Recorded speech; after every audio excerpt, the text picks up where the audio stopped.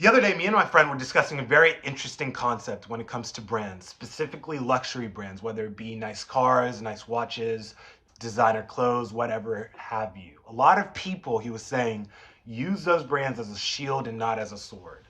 Now, there's no hiding the fact that I like cars. I like expensive cars, Lamborghinis, McLarens, whatever have you.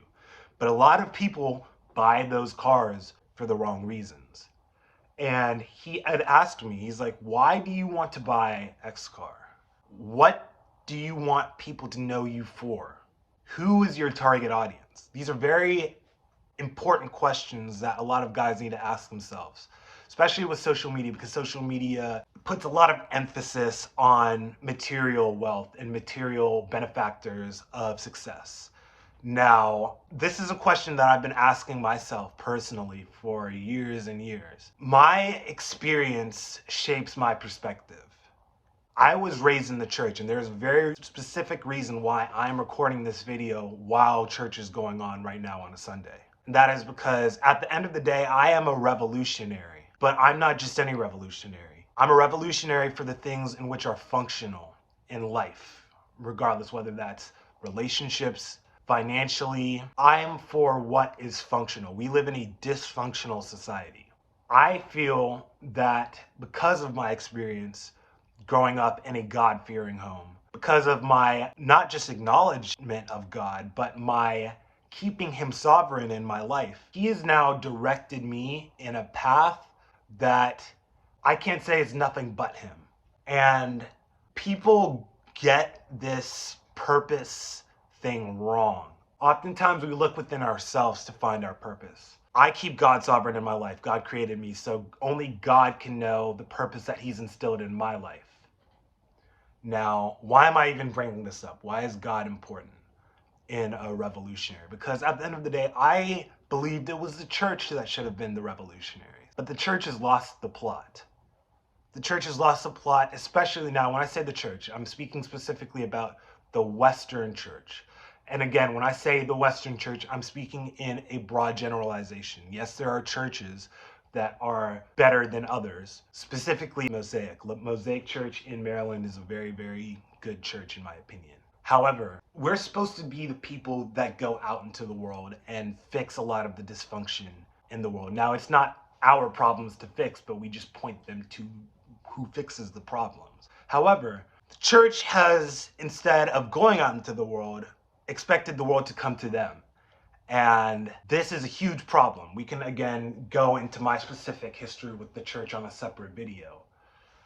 But going to people, having conversations, meeting people where they're at, that's what I am for.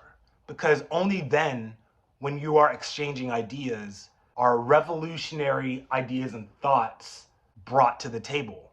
If people are simply sectioned off in their own little communities and they're not coming together to address the things that we all can agree on are dysfunctional, then the dysfunction continues and people will continue to do things their way. Let me get this one thing very, very clear. You have ultimate free will. God does not control anything that you do unless you choose for him to guide you. And that is the biggest thing. A lot of people, we're living in a dysfunctional world because people are choosing to do things their own way.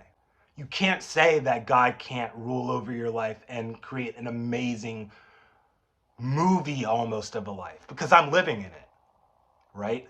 If I work for a revolutionary company, I'm building a revolutionary technology, a revolutionary idea. You cannot say that if you give God control of your life, that he will not guide it in the ways that it should go. This is what I'm here for.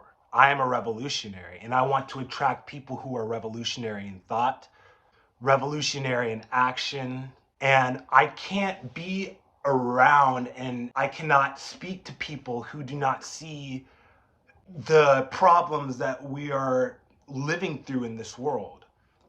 I want to not just complain about the problem, I want to now do something about it. And I will be in the future. You guys are going to be seeing this week, I'm going to be having a conversation with a good brother of mine. His name is Omar.